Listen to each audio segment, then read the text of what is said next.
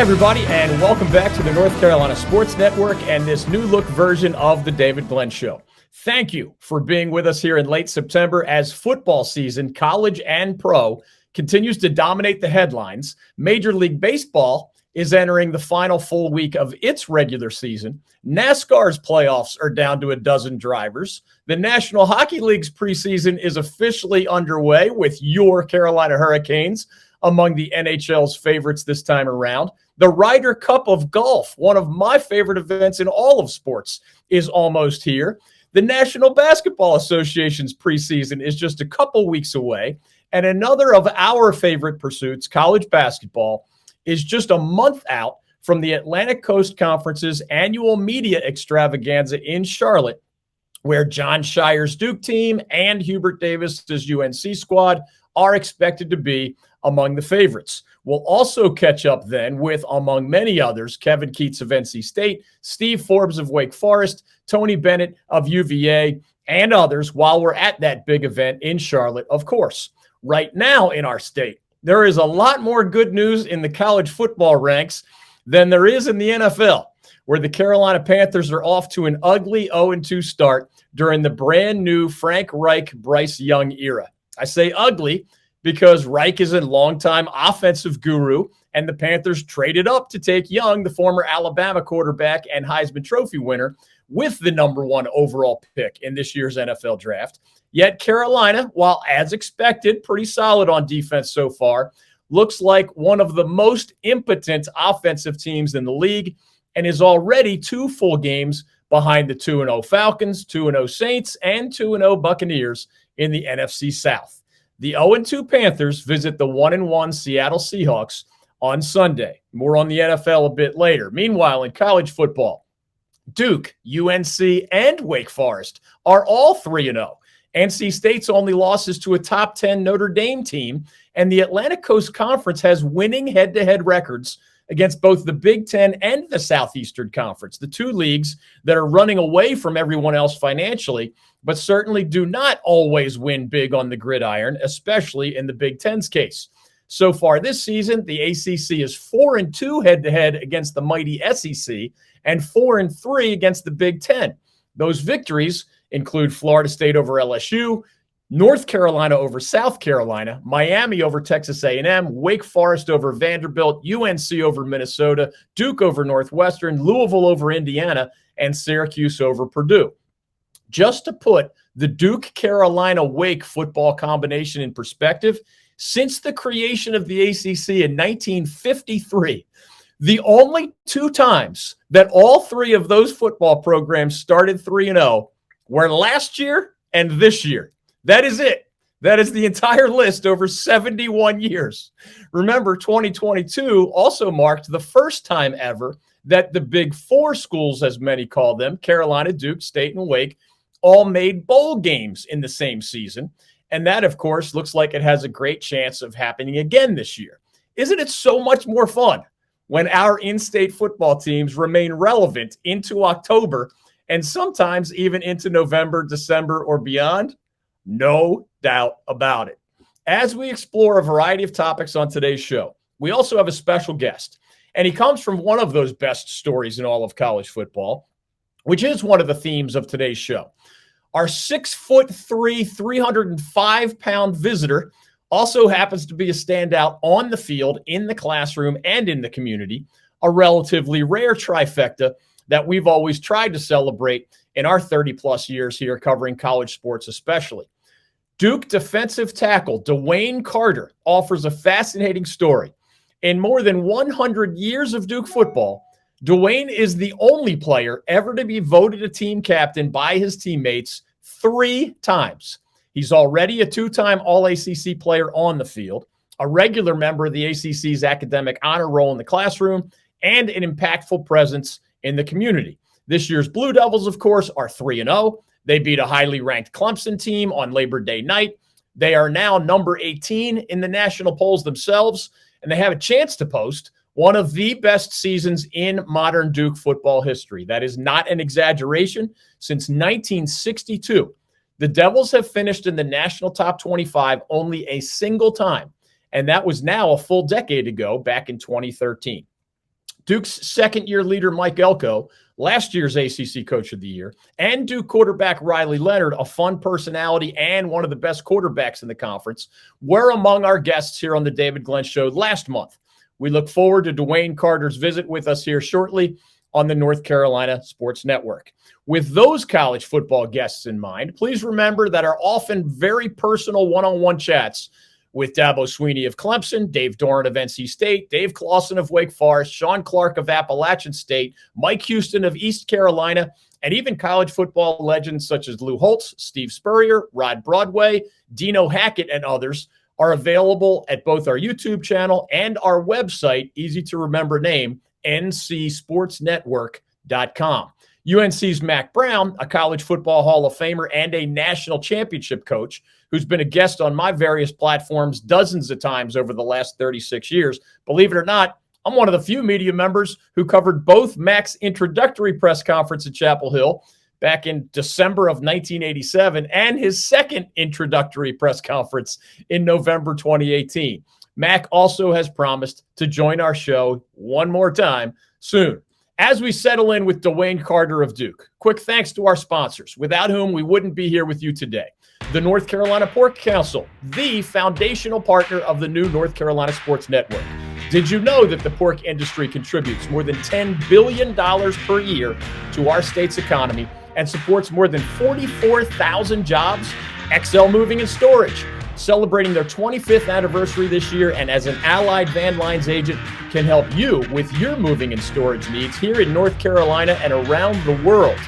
The Lawson Insurance Group, where the Lawson brothers and their staff are ready to help you all across North Carolina, just as they've already helped me, my family, and my company save thousands of dollars on our various policies with your personal and or commercial insurance needs. Jimmy's Bar and King Neptune Restaurant, my personal homes away from home in Wrightsville Beach. I get rave reviews about them just about every time one of our viewers, listeners, or readers goes to one or both of those places. The Original Salt Works, a legendary breakfast and lunch place in Wilmington, where Mike Waddell and I recently had lunch one day, then breakfast the next day. Those are two very creative and different menus. Shout out to Bob Hubbard for his hospitality and ongoing support. And our friends at Sport Clips, now with more than 70 locations across the great state of North Carolina. As we thank all of them, we also ask you to support us here at this new version of the David Glenn Show by patronizing our sponsors as often as possible. It's not even a slight exaggeration to say that without them, and in a different way without you, we wouldn't have the honor of sharing time with you on these new platforms here at the DG Show and the North Carolina Sports Network. Okay, on the other side, a multi-dimensional college football star and NFL prospect right here in our backyard. His dad played football at Ohio State, and his uncle played at Notre Dame, which actually visits Duke later this month. During his 5 years in Durham, he has been through a worldwide pandemic, 3 losing seasons, and a coaching change from David Cutcliffe to Mike Elko. And he says that George Floyd's murder in May of 2020 led him to view the world differently as a young black man. Duke's DeWayne Carter is our guest next on the David Glenn Show. People say America is a land of opportunity. It means the power to discover, To redefine yourself. To improve yourself. to challenge yourself. To realize there's more in you Than you ever knew. that you could do. It means giving people an open field to explore what they do best. With the best tools, The best training. The best technology in the world. We bring out the best in the people who serve. So you can be All you can be.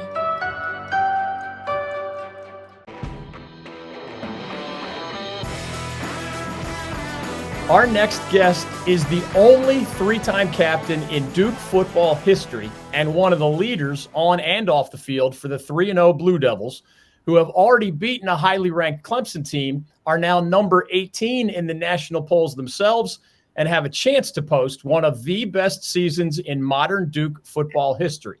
DeWayne Carter is a redshirt senior defensive tackle from Pickerington, Ohio, who comes from a family of amazing athletes and impressive people.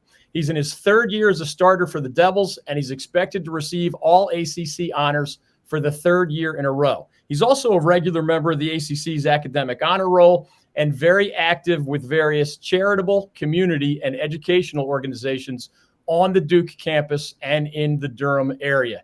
Looking ahead a bit, many scouts consider DeWayne among the top 10 defensive tackles available in next year's NFL draft. DeWayne Carter, welcome to the David Glenn Show and to the North Carolina Sports Network. How are you?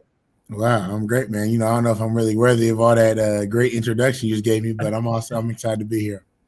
Well, I appreciate that. How do you find the time as a Duke student and football player for all of that stuff that I just listed?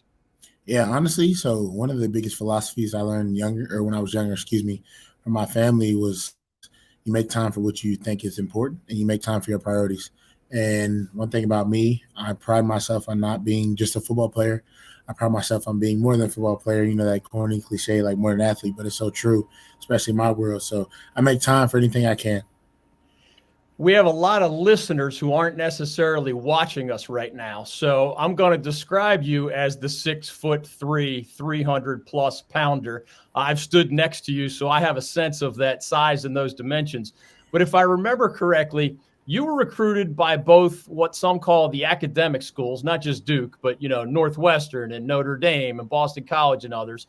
And correct me if I'm wrong on any of this, I saw reports that there were scholarship offers from, Michigan of the Big Ten and Tennessee and Kentucky and Louisville and all these others. Remind us of, through the eyes of an 18-year-old or whatever you were at the time, what made you end up picking Duke when you had so many viable options on both the academic and the athletic side?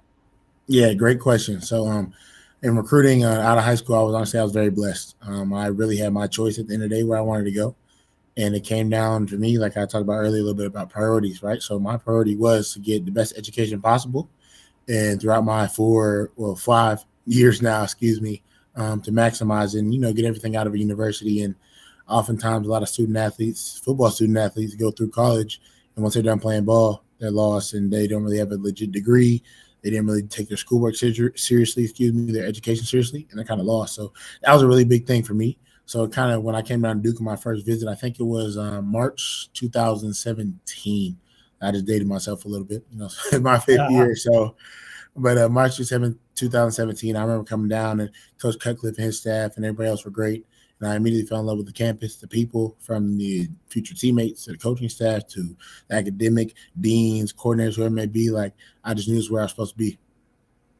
You're such a thoughtful guy that I want to ask you not only about these great times and the win over Clemson and the top 25 status. I want to ask you about what might have been a harder time for you as a young man. You show up in 2019 at Duke. You only play a handful of snaps. Mm-hmm. And during that same academic year, I remember, DeWayne, the pandemic hits in March of 2020, your freshman year. And then George Floyd is murdered by a police officer in May of 2020. I have read that you said that sequence changed you in some ways as a young black man in particular. How so? Yeah, 100%. So thinking back, 2019, my first year of college, fall semester went well. Like you said, played a couple of snaps, learned a lot. And then you go into the spring semester. Spring semester was supposed to be a big year for me, obviously being my second semester in college, spring ball, kind of getting down the system and really getting to enjoy my college experience for once without having to worry about the rigorous season schedule. And obviously the pandemic hits and everything that came along with that and all the unfortunate circumstances. And then you get into all these social justice issues, the murder of George Floyd, and all those other things that went on during that time. And I remember kind of thinking back to myself, what am I supposed to do after I'm done playing ball? Like, what is my job? What's my career? And I came in originally thinking I was supposed to be a physical therapist. And I went into my first class in the fall semester. I got what I call an F- on the test. It was that bad of a grade. So, I was like, maybe this won't work out. I ended up getting a B+ in the class and figuring it out. But long term, I just knew that wasn't for me. And in the spring, that was kind of my goal, to kind of take a couple classes and figure out where I should be long term. And all this social justice and everything started happening, the murders. And I got to thinking about how much I don't know, or I didn't know, about Black people, American history, Black American history, all the above, and all the oppression, everything I went through. And then you kind of look back and you begin to learn about how almost history repeats itself. And I've always been kind of like really into school, coming up. And I remember my 7th grade history teacher, his name was Mr. Frost. He asked us one day in class, he was like, why is history even taught? And it was so simple. And we're like, I don't know. Like, I don't know. History is boring. Nobody wants to learn history. And his answer to us was, so it doesn't repeat itself. And that's something that stuck with me because it's so simple yet so profound in the sense that if you don't know and you don't know the history of the tensions and everything else, you can't do any better. So that's one of the big things that stuck to me. And now, fast forward in a couple of years, I started school. That's where I kind of fueled my passion, to become an educator and eventually continue on down that path and just learn as much as I can about not just Black history, but American history in general and everything else that comes along with it. I tried to put myself in your shoes in a different way. If I remember correctly, when you signed with the Blue Devils out of high school, they had been to 6 bowls in 7 years. Yeah. Then you not only have 3 straight losing seasons once you are on campus, which means no bowl games, of course, and you see your coach, who DeWayne is, seriously, I'm not exaggerating, is one of my favorite guys to interview in the 30-plus years I've been doing this job. I love Coach Elko, too, but I had become close to Coach Cutcliffe. Yeah. Did you consider transferring at that time, given all the transfer portal stuff? And what ultimately was the kind of what pushed you to just kind of see the journey through here at Duke? Yeah, so great question. I got asked this question a lot, especially when the mutually agreed to part ways happened. And it was more so for me. I was a junior at the time, going in my senior year, and I was 2 semesters away from graduating. And I was like, that's the one thing my parents said, you're not going anywhere. So this is kind of like, they're like, you're not going anywhere. You're this close to getting your degree. And I kind of had the same thought process as well. I was like, I came this far to get my degree. And one, we're so close here as a team. And I remember coming in as a freshman class, my class, class 2023, we always told ourselves, we're going to be the ones that bring change. We're going to be the ones to kind of turn around and really make a name for Duke football and kind of cement it in the legacy here in Power 5 football. And that was still a goal for me. So we kind of made a decision as a class. A lot of us stayed. We only lost, I think, 2 or so guys. But for the most part, we stuck together and kind of just bought in. And we made the decision we're going to buy into whoever was the guy, whoever got hired. We're going to get to know him, really figure out what he's about. And then that philosophy and take it around with it. Because at the time, we were ready to win. And that's the only thing that was on our mind. It wasn't about flashy new gear. It wasn't NIL. It wasn't anything else. We were concerned about winning football games and actually making a true change here at this university.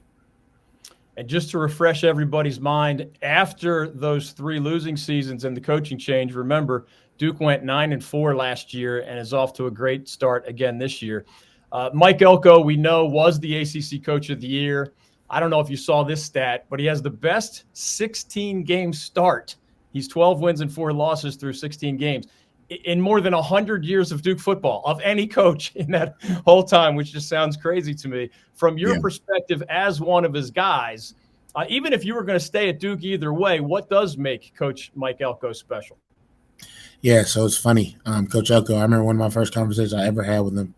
It was kind of after he first got hired. We came back and started winning the workouts and everything else. And he was trying to get a lay of the land, try to figure out what really, Duke was about and everything and the climate here. And he called me in, and I was expecting to talk about football. But we talked about school. We talked about racial issues. We talked about anything but school. He was asking me questions, trying to pick my brain and figure out who I really was as a person, who we were here at Duke University outside of football. And that's honestly what meant the most to me because Coach Cutcliffe, as you know, was a great man, even better person. And he truly cared about us, had relationships with us, and had different conversations all the time. And that was one of the biggest things for me, honestly. My biggest worries in the coaching change was because a lot of people can coach football, but not other people can coach life and actually be a true mentor and have a legit relationship with their players. Especially as a head guy, you have 100-plus players on the roster. It's very hard to do. So, that's one thing I think Coach Elko really values, actually getting to know us as people instead of just the players who go out there and win football games. Duke's DeWayne Carter is joining us on the David Glenn Show. I am legitimately excited to ask you this question, DeWayne. I don't want to put any pressure on you, but and I've been at this a long time, but I saw you mention that you think your football IQ is one of your greatest strengths. Yes. So put yourself in the shoes of the media or the fans. I am smart enough to see how big you are. I am smart enough to see how strong you are, how quick you are, how creative you are. But I don't know if I can see on video without knowing what's going on in your head. What would be an example of your high football IQ enabling you to make a big football play for the Blue Devils? Yeah, 100%. So, I mean, it can be as simple as you look at a backfield set. So if a offense comes out and say gun plus set, so it'll be the offensive line, and then the tight end will be kind of in a wing position, kind of set up behind the tackle, hands on his knees in a 2-point stance. In the back, or the running back, is on the same side as quarterback. As tight end from the quarterback as well. So a lot of times you can get keys for that. So it could be a zone split, a zone insert, and basically knowing where different players line up and different where the running back is lined. If he's tilted back in the backfield, a little bit behind the quarterback, if he's a little bit in front of the quarterback, if he's a little bit wider from the quarterback, you can get stretch tails or different lead tails. So it's a whole bunch of different things, you can learn just by backfield alignments and different sets. And a lot of those different keys will help you make plays in the long run, especially when you look at the O-line. A lot of times O-linemen give away their tails, which way they're going, what direction they're going. Their toes can be pointed a certain way. They can be caught leaning a certain way. They can be a smaller distance from each other. They can be a bigger distance from each other. And those are kind of all these different tells we kind of look at, and that's something I was taught is in terms of get that little mental edge. Man, I hope you save that interview or that answer for when you interview with NFL teams, because they're going to I can't pay you anything, DeWayne, but those guys can. So hold on to that high football IQ. It's going to serve you well. I know you guys are wired to look ahead, and I respect that. It's part of what makes you great. I would like to ask you, though, if I forced you to glance back at the victory over Clemson. I loved the whole Riley Leonard viral video where he asked his professor to postpone the deadline, and the guy says no, and everybody has a good laugh. Was there anything about either your family's reaction, your phone blowing up, your fellow students, maybe a classroom you walked into, something a professor said, or even that kind of rush the field craziness on Labor Day night? What jumps out at in your mind about what made special for you personally, what seemed special for really all of college football that night? Yeah, so that's a great question. And honestly, there's a lot of ways I could really answer this question, because there was a lot of impactful moments from the field storming to, the pregame atmosphere, the pre-pregame atmosphere. We're on the field in T-shirts and shorts. But honestly, the coolest thing to me was when we started that week of school, leading up the first week of classes. And I'm seeing some of my classmates, my friends who aren't athletes and just got back for the year and everything else. And the first thing they said to me is you guys got to kick their butts. You guys, I'm going to be there Monday, or just making different remarks towards the game and all the hype leading up to the game, because that's honestly something we never really had. We have a hype here and there when we play Carolina down the road or NC State or something like that. But for the most part, for our first game of the year, the hype was just different. It was real, and it's pretty cool to see the students buying in now and all the hype leading up around campus about Duke football, and the talk is Duke football now. Duke football has been around for those 100+ years, and they've never had a 3-time captain. I mean, you've gotten a lot of different cool accolades and compliments and pats on the back. How do you describe what being voted by your own teammates, not once, not twice, but 3 times, what's that mean to you as just a man? Yeah, so it means the world, and it really does. And I say that because I care about my teammates a lot. And we here at Duke are a very close football team. Anybody knows us closely or firsthand will tell you that. We're legit friends. And when we're not at the facility, we hang out, we'll be with one another, whether it's going out to eat, playing video games, hanging out in the town, wherever it may be.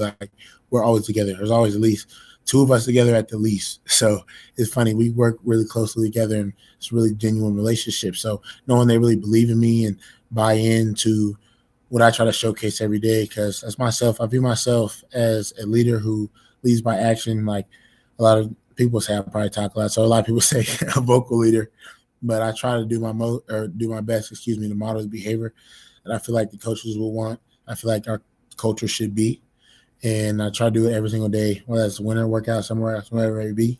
That's what I try to do every single day. So it's pretty cool to see that they still believe in that after this 3rd year.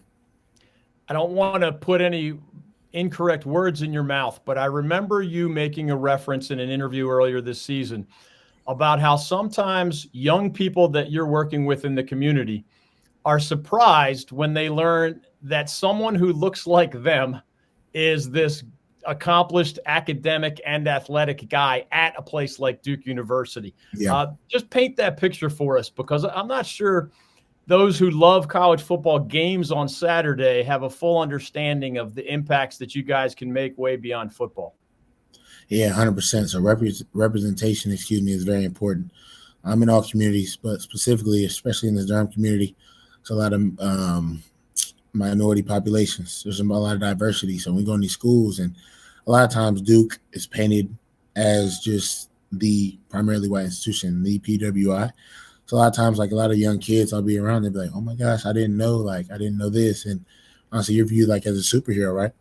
And I'm no different than they were at that age. And I didn't do anything special. I just kind of, the same thing I tell them every single day. I like work hard, listen to your teachers, be a good person, respect others, just the simple things. And the simple motivation goes a long way.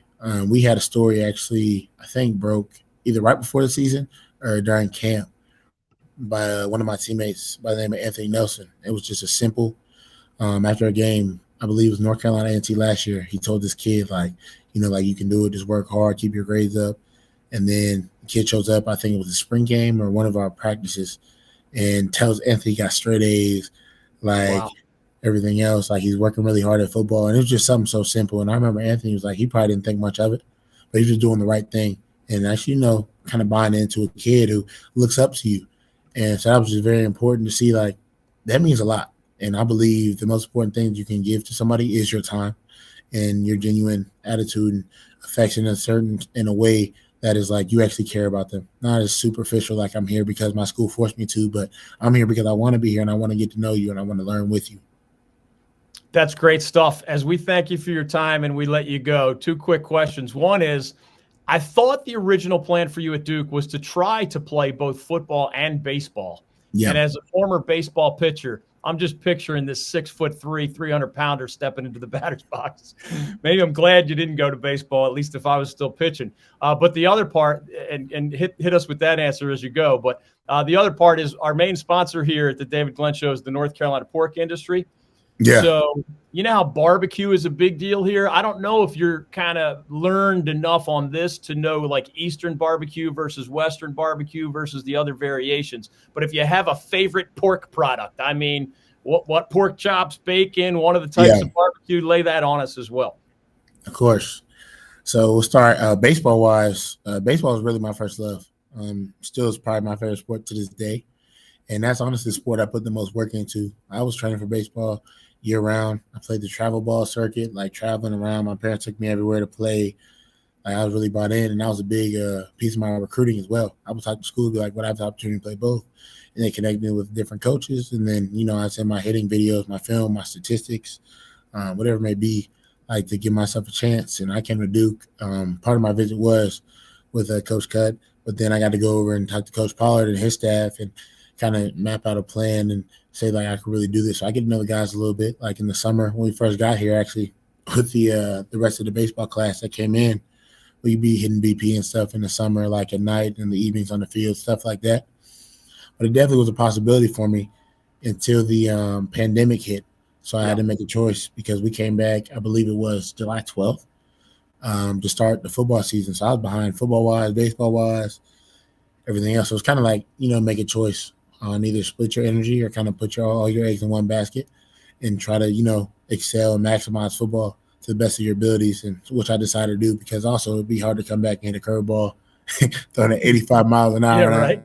In about 2 years at that point. So I kind of made a decision, but I don't regret it. But I'll tell you what, I miss baseball a heck of a lot, and that was definitely and still is my favorite sport. And as far as, I guess, my favorite pork product, I probably eat bacon every day at train table. Like at minimum, like at least one strip of bacon minimum. But like, I eat the pulled porks, the pork chops, like all this. I could probably go down the whole list, but I definitely say bacon's probably number one for me. That's good stuff, man. I'm a transplant from Pennsylvania originally, so I've gotten to know this North Carolina cuisine stuff. Yeah, maybe in a similar way that you had to convert as a guy from Ohio. I'm a huge admirer of you and your story, man. Keep being, that best version of yourself in the community and on the football field. And thanks very much for the time on the David Glenn Show today. Yes, sir. Thank you for having me. You got it. That is DeWayne Carter. Fascinating guy. I didn't even get into all the family stuff, but his dad played for the Ohio State Buckeyes in the 1990s. That's DeWayne Sr. His uncle Raymond played tailback at Notre Dame in the 1980s. I imagine there could be some family trash talk back and forth because remember, the Irish also visit Wallace Wade Stadium at the end of this month. And his grandfather, DeWayne's grandfather, Raymond Carter, was a multi-sport star and a Hall of Fame athlete at Youngstown State University in the 1950s. So obviously a very athletic family and filled with impressive people, including DeWayne Carter, who, as I mentioned to start our conversation, is on the NFL radar as well. 3-0 Blue Devils, UConn this week, and then it is that visit from the top 10 Fighting Irish of Notre Dame to Wallace Wade Stadium. Remember, Duke already shocked the world by beating a top 10-ish Clemson team at Wallace Wade on Labor Day night. Appreciate DeWayne Carter dropping by from the Duke Blue Devils. We'll be back right after this on the David Glenn Show.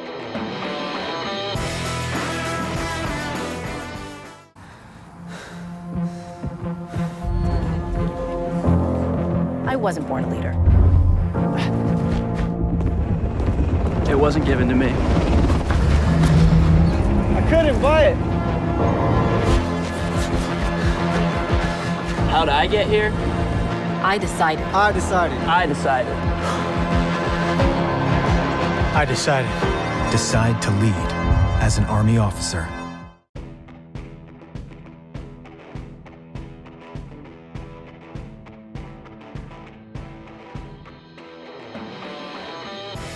Moving on, I want to offer one historical fact that is highly relevant to the Carolina Panthers 2023 season, and even to their early struggles, along with a reminder of the incredible impact our state's college football teams, and even the Atlantic Coast Conference as a whole, are having right now in the NFL, in particular at the most important position on the field. First, on the Panthers and rookie quarterback Bryce Young. Just a little slice of history, because this factual nugget is both fascinating to me, and I hope to you, and incredibly powerful the more you think about it. There have been 29 quarterbacks selected with the number 1 overall pick in the NFL draft since 1967. And only one of those 29 quarterbacks selected number 1 overall had a winning record as a rookie in the NFL. I am going to say that again for emphasis. There have been 29 quarterbacks selected with the number 1 overall pick in the NFL draft since 1967. And only one of those 29 had a winning record as a rookie in the NFL. Just in case you're looking to win a bar bet, I'll give you the answer now. The one and only exception to this rule was Andrew Luck, who led the Indianapolis Colts to an 11-5 record and the playoffs as the number 1 overall pick right out of Stanford back in 2012. For recent examples of this phenomenon, as you watch perhaps the season-long drama or struggles or both of Bryce Young, remember that Kyler Murray of Oklahoma was 5-11-1 as the Arizona Cardinals starter in the NFL in 2019. Joe Burrow of LSU was 2-7-1, 2 wins, 7 losses, 1 tie as the Cincinnati Bengals starter in 2020. And Trevor Lawrence of Clemson was 3-14 as the Jacksonville Jaguars starter in 2021. Obviously, all 3 of those young quarterbacks have had much better moments since those brutal starts. Even some guys who turned out to be NFL legends had rough starts to their professional careers after being drafted number 1 overall. 7 of the top picks who had losing records as rookies went on to win a combined 16 Super Bowls and 8 Super Bowl MVPs. 4 of those guys, Terry Bradshaw, John Elway, Troy Aikman, and Peyton Manning, are in the Pro Football Hall of Fame after going, wait for it, a combined 10 wins and 35 losses as rookies. That is 10 wins and 35 losses collectively as NFL rookies for 4 of the all-time greats. That is a wow. Will Panthers rookie Bryce Young find NFL greatness at some point down the road? I don't know. The guy has played only 2 regular season games so far, and with a very shaky supporting cast on offense at that.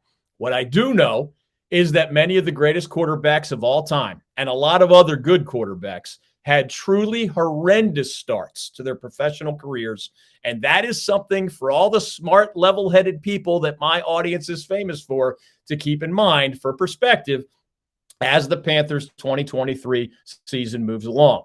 Meanwhile, speaking of the most important position on the field, Consider these fun and amazing local college angles as they apply to this year's NFL. Last Sunday, former UNC quarterback Sam Howell led Washington to a thrilling come-from-behind 35-33 victory over former NC State quarterback Russell Wilson and Denver. Howell, who connected on 27 of 39 passing attempts for 299 yards and 2 touchdowns in what was his first NFL road start, inspired the Commanders' resurgence from a 21-3 halftime deficit.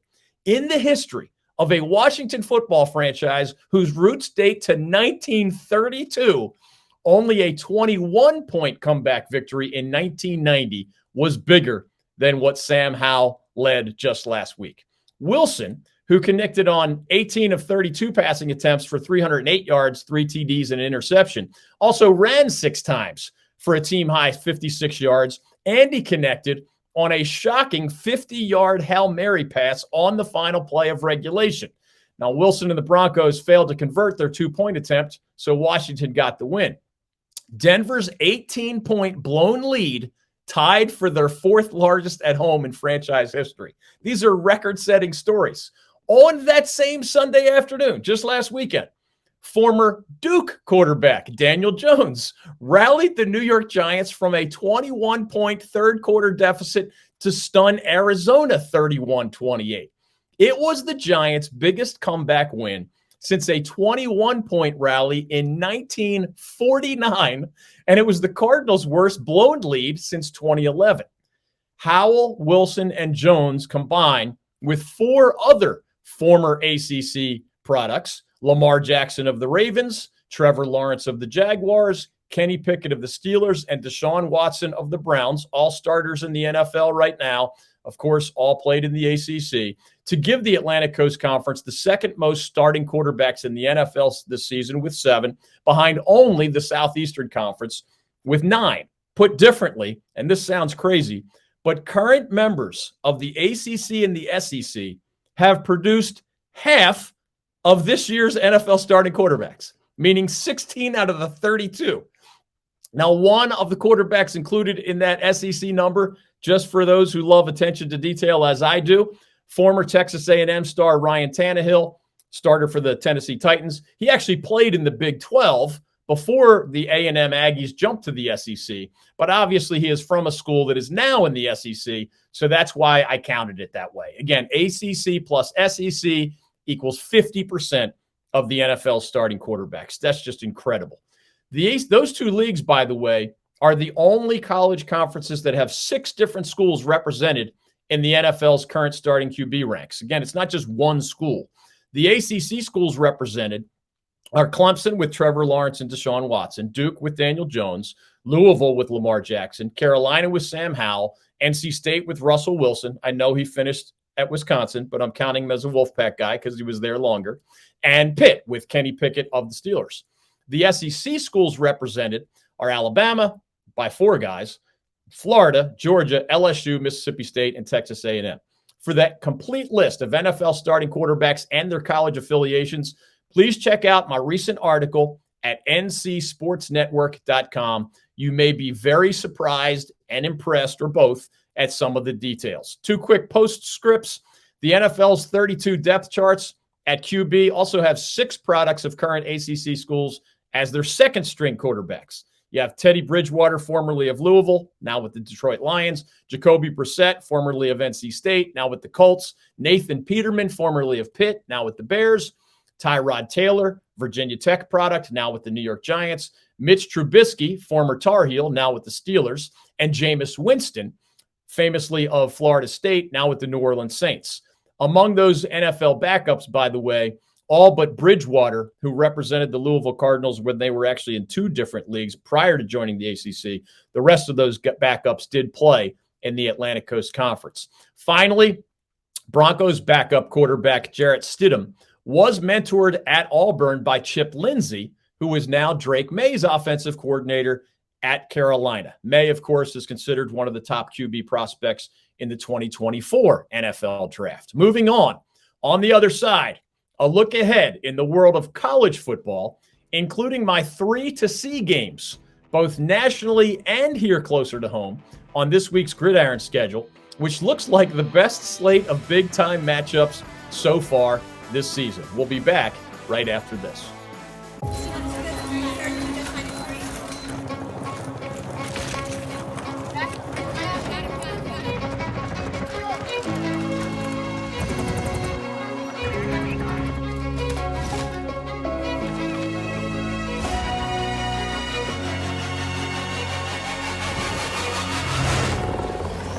It's your time to make a greater impact. U.S. Army Reserve.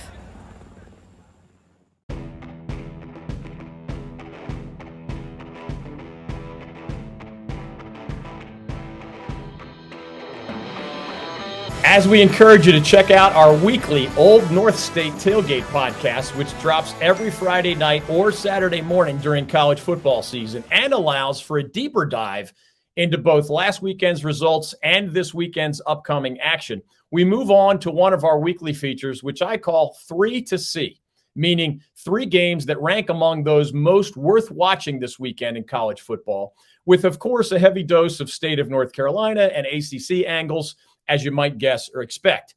First, let me point out that there was not a single game in all of the FBS ranks last weekend that matched one top 25 team against another top 25 team. Compare and contrast that to this week when college football fans have a veritable potpourri of tasty menu options, both nationally and closer to home. Wait till you hear these. First, my 3 to See games nationally. Number 1, 3-0 Colorado, ranked number 19 in the polls at 3-0 Oregon, number 10 in the polls. At Saturday, 3:30 p.m. ABC. Deion Sanders has created the most fascinating story in college football. After taking over a program that lost 11 games last season, he's off to a 3-0 start that includes a win at top 25 TCU. And through 3 weeks, he has helped the Buffaloes attract 3 of the 5 largest college football TV audiences so far this season, something that would have been unthinkable at any point in the last 25 years, if not forever, meaning the history of Colorado football. Despite a 10 p.m. kickoff last week, and despite being on ESPN, remember, because of cord cutting, the broadcast channels tend to draw bigger audiences overall than cable channels. Colorado's close victory over in-state rival Colorado State attracted an estimated audience of 9.3 million, the best in all of college football so far this season. This week, the undefeated Buffaloes are 21-point underdogs to the undefeated Ducks, so it will be fascinating to see if Coach Prime can keep this miracle season on a winning track. Number 2, nationally, 3-0 Ohio State, number 6 in the rankings, at 4-0 Notre Dame, number 9 in the rankings. This is Saturday, 7:30 p.m. NBC, of course, part of Notre Dame's independence in football is that great TV deal with NBC for the Irish's home games, which is the case as Ohio State comes to town. Although the Buckeyes have not played anyone of significance yet, it is hard to criticize their 3-0 start, which came by an average score of 40-7.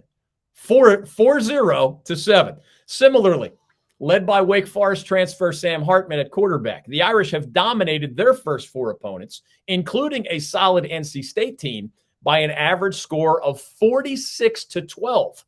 When Ohio State and Notre Dame opened the 2022 season against each other, the game drew an average audience of more than 10 million viewers and ended up, by the end of the regular season, the 5th most watched contest of the entire last year, meaning everything except those championship games and the rest of the postseason in college football.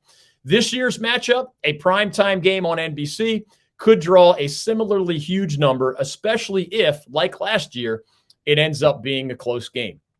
Number 3 nationally, 3-0 Ole Miss, number 15 in the rankings, visits 2-1 Alabama, number 13 in the rankings. That's Saturday, 3:30 on CBS. It is only September, but because of the Crimson Tide's early season loss to Texas, it is already worth noting, especially in this final year of our 4-team version of the college football playoff, that in the CFP's previous 9 years of existence, No two-loss team has ever received an invitation. And there is no reason to think that will change this year. That obviously leaves zero margin for error for 7-time national champion coach Nick Saban and his 2023 Crimson Tide, who made 7 of those previous 9 4-team postseason brackets and emerged as the winner in this relatively new format 3 times. While the Tide likely will be favored in each of its remaining regular season games, as they are against Ole Miss by about 7 points this weekend, the undefeated and highly ranked Rebels of Coach Lane Kiffin are certainly no pushover. Those national games, by the way, Tide a 7-point favorite, Buckeyes a 3-point favorite over the Irish, Oregon a huge 21-point favorite over the Buffaloes. Closer to home, I have another 3 to see this week just because it's an amazing weekend of college football. Number 1, 3-0 Florida State, number 4 in the polls, visits 2-1 Clemson. Saturday, noon, ABC game. Seminoles are a 2-point favorite. All the things I said about 2-loss teams that apply to Alabama also apply, of course, to the Clemson Tigers and everybody else. These are, when Florida State and Clemson get together, undoubtedly the 2 most dominant programs in the history of the 70-year-old Atlantic Coast Conference. And this year's teams were also the preseason favorites to end up in the title game this December in Charlotte. Clemson, an original ACC member, has the most all-time ACC football titles with 21. FSU, a longtime football independent that didn't join the ACC until 1992, has the second most ACC football titles with 15. Nobody else is even close. The difference lately, of course, is that the Tigers have won 7 of the last 8 ACC championships, and the Seminoles haven't won any since they took 3 straight about a decade ago in 2012, 2013, and 2014. Looking ahead to Saturday afternoon, in my opinion, these are the 2 most talented teams overall in the ACC this season, as I told you back in July and August. The most obvious keys to this game are how a proven quarterback, Florida State's Jordan Travis, manages the Seminoles' offense against an absolutely loaded Clemson defense, and how an unpredictable young quarterback, Clemson's Cade Klubnik, who was clearly nervous and ultimately ineffective in the Tigers' shocking Labor Day night loss at Duke, how Klubnik manages the Tigers' offense against a very talented FSU defense. Closer to home, 3 to see, number 2. The 3-0 North Carolina Tar Heels, number 17 in the rankings, visit 1-2 Pittsburgh. That's Saturday night, 8 o'clock, ACC Network. Tar Heels, last I saw, a 7-point favorite in this one. Thanks to its very impressive wins over South Carolina of the SEC and Minnesota of the Big Ten, UNC is one of only 9 teams nationally with 2 Power 5 victories entering this week 4 of the regular season. The Tar Heels matchup against the Panthers actually looks a lot like their challenge against the Golden Gophers from last week, except for the fact that it will be Carolina's first true road game this season, and road trips have been a problem for some recent UNC teams. After the Tar Heels beat the Gamecocks, mostly with their defense, then App State mainly with their running game, the biggest difference against the Gophers was the Heels' strong QB play with Drake May and Minnesota's struggles at that same position with 2 different signal callers. Gene Chizik's UNC defense harassed South Carolina QB Spencer Rattler with 9 sacks, and then last week bottled up a Minnesota offense despite its very strong running game. Next up for UNC, Pitt quarterback Phil Dracovic, formerly of Notre Dame and formerly of Boston College, a pocket passer and a former prep All-American who has not gotten very good pass protection from the Panthers' offensive line so far this season, but also has not thrown the ball very well when he has had time in the pocket. Can the Carolina defense exploit another problematic QB situation of an opponent? We'll see. Maybe the Panthers, as we've seen elsewhere in the ACC already this season, will try a backup quarterback as well. 3 to see, part 3, closer to home edition. 1-2 Georgia Tech visits 3-0 Wake Forest. That's Saturday, 6:30, part of the ACC's new deal with the CW network. The Demon Deacons are only a 4-point favorite last I saw in this one. This is not among the sexiest matchups of the weekend, but I chose this game in part just to toss another bouquet in the direction of Wake coach Dave Clawson, who is one of the best coaches in that school's history. The Demon Deacons were down 17-0 at halftime last weekend at Old Dominion, and they were down 24-13 entering the fourth quarter. Most teams just do not win under those difficult circumstances, especially on the road and especially with a first-year starter at quarterback. But the Deacs did win, and that's a tribute to those players, their resiliency, and their unbending trust and confidence in their coaching staff. Mitch Griffiths threw 2 fourth-quarter TD passes, the last one to superstar wideout Jamal Banks, and Wake survived ODU 27-24 to remain undefeated for now. I'm still not sure if the Deacs can be a truly great team this season, but they certainly look like a bowl team for the 8th year in a row, which is a tribute to Clawson's amazing record of consistent success in Winston-Salem, a place that has not produced consistently strong football very often. Elsewhere this week, 2-1 NC State is favored at 0-3 Virginia. Remember, that's a Friday night game. On Saturday, 3-0 and 18th-ranked Duke is a heavy favorite at 0-3 UConn. 2-1 App State, we just saw at Kid Brewer next to the Rock last weekend, is a slight underdog at 2-1 Wyoming. Long cross-country trip for the Mountaineers. ECU hosts FCS opponent Gardner-Webb, with the 0-3 Pirates still looking for their first win of the season. Given the angst toward fifth-year coach Mike Houston among at least a segment of Pirate Nation right now, it will be very interesting to see how many people show up for that game and how well they support the home team at Dowdy-Ficklin Stadium in Greenville. 1-2 Charlotte is a very big underdog, as you'd guess, at 2-1 Florida. But it's pretty cool that Coach Biff Poggi, first year with the Niners, takes his team and gets to experience the swamp not too long after they just had a national TV game against Maryland as part of the Big Ten's brand new national TV deal with NBC. Moving on, there is a potentially fascinating story brewing in our state in the FCS ranks, and I mean beyond NC Central, which despite its predictable loss at UCLA last week remains a top contender for the HBCU National Championship, or even the fun stories we have followed at Campbell, Elon, Gardner-Webb, North Carolina A&T, and elsewhere in recent years. Western Carolina has only rarely been relevant in college football during my almost 4 decades here in North Carolina. But I think the Catamounts may finally have something interesting brewing in Cullowhee as we speak. Western coach Kerwin Bell is perhaps best known among most fans for his exploits long ago as a player, especially his stunning rise as a Florida Gators quarterback in the mid-1980s from walk-on status, yes, walk-on is how he started with the Gators, to eventually team captain, conference champion, and even the prestigious SEC Player of the Year honor.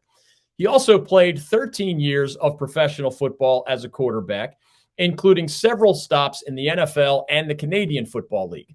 More recently, the 58-year-old Bell has made big headlines as a coach and offensive guru, including with a successful 3-year run at Division II Valdosta State that culminated with a 14-0 season during which his team averaged 52 points per game and the 2018 national championship.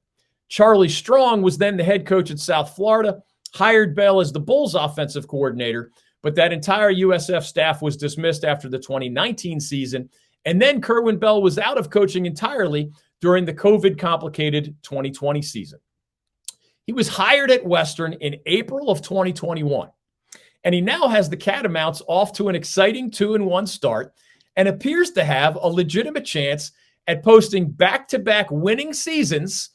That doesn't sound like a lot, but bear with me here, which the Catamounts have accomplished only one time since 1994. That is when Mark Spear, now retired, went 7-5 and 7-4 back in 2014 and 2015. After Bell's 4-7 debut in 2021, he led Western to a 6-5 record last year, and his 2023 Catamounts recently posted one of the most impressive victories of Week 2 with the program's first victory over a top 10 FCS opponent since way back in 2005. The 2022 Southern Conference champion, Samford, visited Cullowhee earlier this season with a number 7 FCS national ranking and preseason co-favorite status with Furman in the SoCon, which the Catamounts, by the way, have never won, despite being a member of that league since 1976.